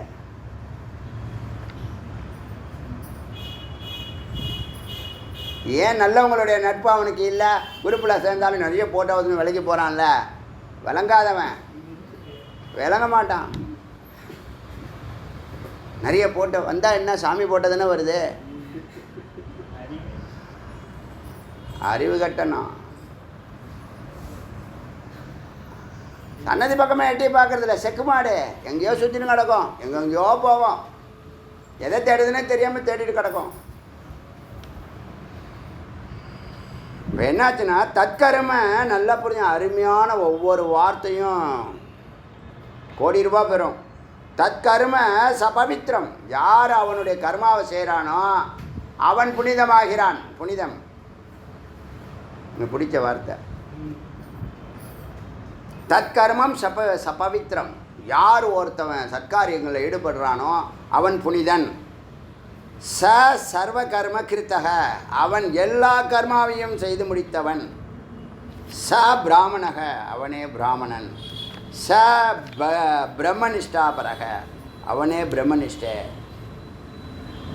தேவக. அவனே தேவன். ரிஷிகி. அவனே ரிஷி. தபஸ்வி. அவன்தான் தபஸ்வி. சிரேஷ்டக. அவனே சிறந்தவன். ஏவ சர்வஜேஷ்டக. அவனே எல்லாரையும் விட முதுமை பெற்றவன், மெச்சூரிட்டி பெற்றவன். மெச்சூரிட்டிக்கு தமிழ் என்னது? பக்குவம் பெற்றவன். ஏவ ஜெகத்குரு. இதெல்லாம் வேதாந்திகள் சின்சியராக இருக்கிறவங்களுக்கு பொருந்தும்.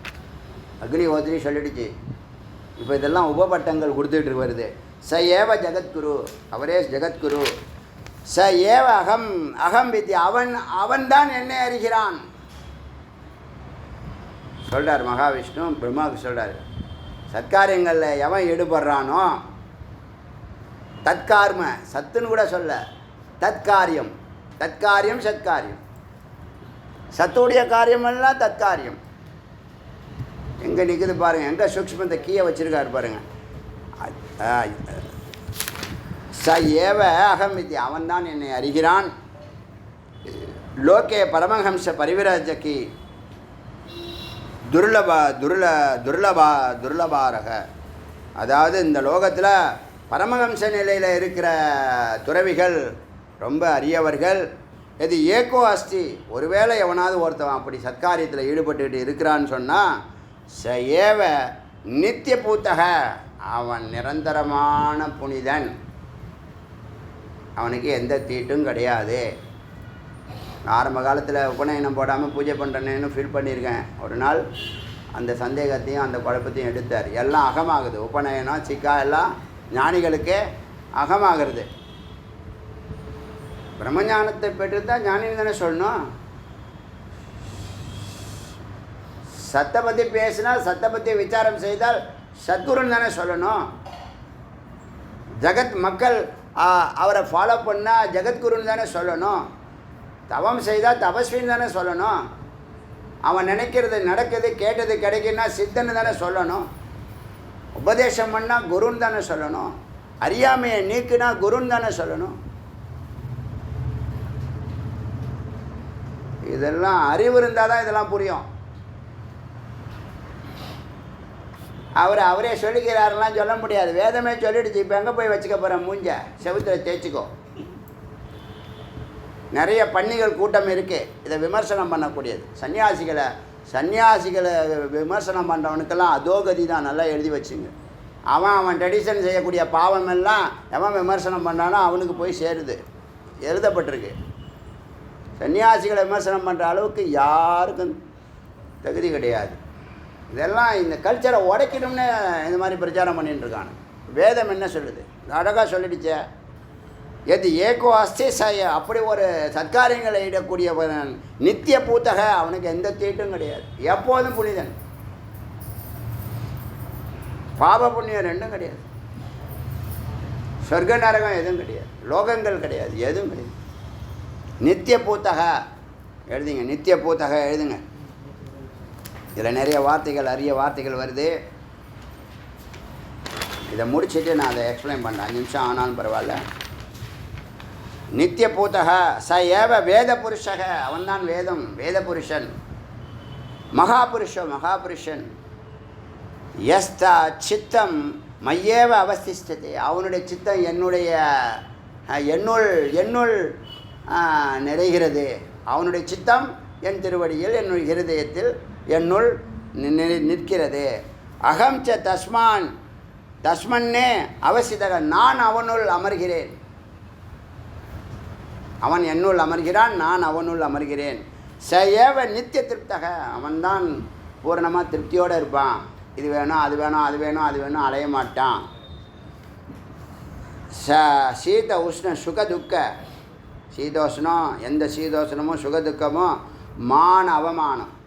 ஒரு நாள் பாராட்டுவாங்க, ஒரு நாள் விமர்சனம் பண்ணுவாங்க, ஒரு நாள் கீழே போட்டு மிதிப்பாங்க. சமுதாயம் என்ன பண்ணும்? எல்லாம் பேசும். நல்லவன் சொல்லும், கெட்டவன் சொல்லும், உயர்ந்தவன் சொல்லும், தாழ்ந்தவன் சொல்லும், சரியானவன் சொல்லும், தப்பானவன் எல்லாம் சொல்லிவிட்டு அதெல்லாம் நீ ஏன் பார்த்துட்டு இருக்க? உனக்கு வேலை இல்லையா? ஞானிகள் அதை பார்க்குறதில்ல, நீ ஏன் பார்த்துட்டு இருக்க? ஸோ மான அவமான வர்ஜிதக, அதெல்லாம் கிடையாது. நிந்தாமர்ஷ சகிஷ்ணு, திட்டினாலும் பாராட்டினாலும் சகிஷ்ணு பொறுத்துக்குவான். சடூர்மி வர்ஜிதக, இந்த உள்ளே இருக்கக்கூடிய 6 காமக்ரோதாதிகள் ஊர்மிகள் அலைகள், அலக்களிக்கக்கூடிய அலைகள் கிடையாது. ஷட்பாவ விகாரக, பிறப்பு, வளர்ச்சி, முதுமை, மரணம், இதெல்லாம் கிடையாது. தேய்வு இதெல்லாம் கிடையாது. அத்திரிக்கேன ந அந்நிய திருஷ்ட, தன்னை தவிர அவன் வேறு யாரையும் பார்ப்பதில்லை. சொன்னான் இல்லையா, தன்னை தவிர எல்லாத்தையும் விட்டு தொலைக்கிட்டோம், அனாவசியம்லாம் அப்படின்ட்டு எல்லாத்தையும் விட்டான்ல, தன்னை தவிர எல்லாத்தையும் துறக்கிறான். இப்போ தன்னை தவிர வேறு யாரையும் பார்ப்பதில்லை. அத்திரிக்கேன ஆசாம்பரோ, நம்பிக்கை கொடுக்குறவன். நமஸ்காரோ, இனிமேல் அவனை எங்கேயும் போய் நமஸ்காரம் பண்ணவோ. ஸ்வாகாக்காரோ, ஸ்வாகா பண்ணுறதோ, அதாவது பூஜை பண்ணுறதோ. ஸ்வதாக்காரோ, தர்ப்பணம் செய்கிறதோ. விசர்ஜனபரோ, ஏதாவது நீரில் விசர்ஜனம் பண்ணணும் கிடையாது. நிந்தா ஸ்ருதி கிடையாது. வத்திரிக்தோ ந மந்திர தந்திர உபாசனா தேவாந்திர தியானம் சூன்யம். மந்திரம், தந்திரம், உபாசனை, வழிபாடு, தியானம் எதுவும் கிடையாது. இதெல்லாம் ஜீவ ஈஸ்வர ஐக்கியத்துக்கு அப்புறம் ஞானி ஆகிட்டான், பூர்ணமாக ஆகிட்டான், பிரம்மஸ்வரூபமாக ஆகிட்டான். லட்சிய எந்த லட்சியமும் கிடையாது. நிவர்த்தக சேவா சர்வோபரதக, எல்லாருக்கும் மேலே இருக்கான். சச்சிதானந்த அத்வய சித்கணம், அவன் சச்சிதானந்த ஸ்வரூபமான அத்வைதமான உணர்வுமிக்க சம்பூர்ண ஆனந்தம். சொன்னான்ல, ஞானாத்தேவ பூர்ணானந்தம் பிரம்மானந்தம் நிரந்தரம்னு சொன்னான். அது பூர்ணானந்த போதோ பிரம்மைவ அஸ்மி. அவனுக்கு என்ன அறிவுன்னா, பிரம்மமே நான். அனவர்த்தம் சதா அவனுக்குள்ளே ஒழிச்சிட்டே இருக்கு.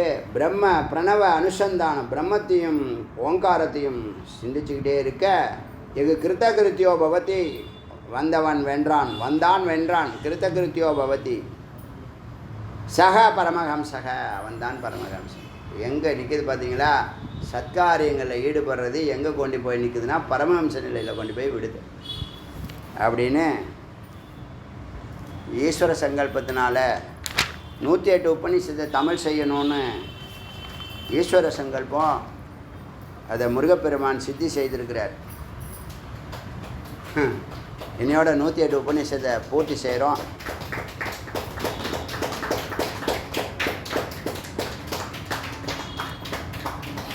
வந்த வேலையை முடித்ததா தோணுது எனக்கு. ஒரு அரிய 1000 நோபல் பரிசுக்கு மேலானதாக இந்த திருப்பணியை திருப்பணியாக தான் நான் பார்க்குறேன். எப்படி வேல் பூஜை ரொம்ப சிரத்தையாக திருப்பணியாக நினச்சோமோ,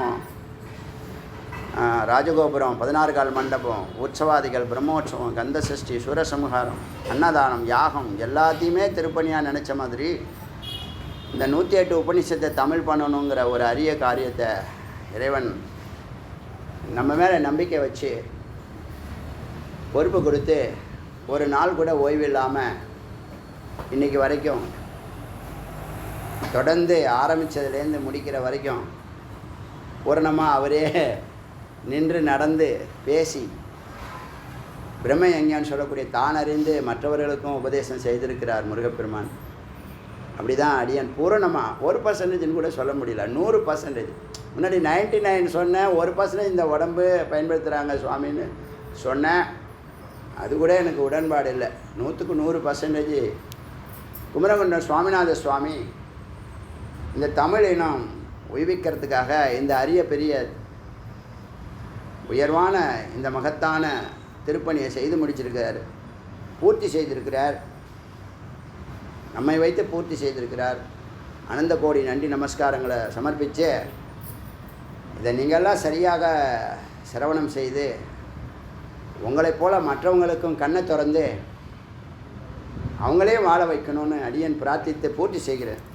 அருணாச்சல சிவ அருணாச்சல சிவ அருணாச்சல சிவ அருணாச்சல சிவ அருணாச்சல சிவ அருணாச்சல சிவ அருணாச்சல அருணாச்சல சிவ அருணாச்சல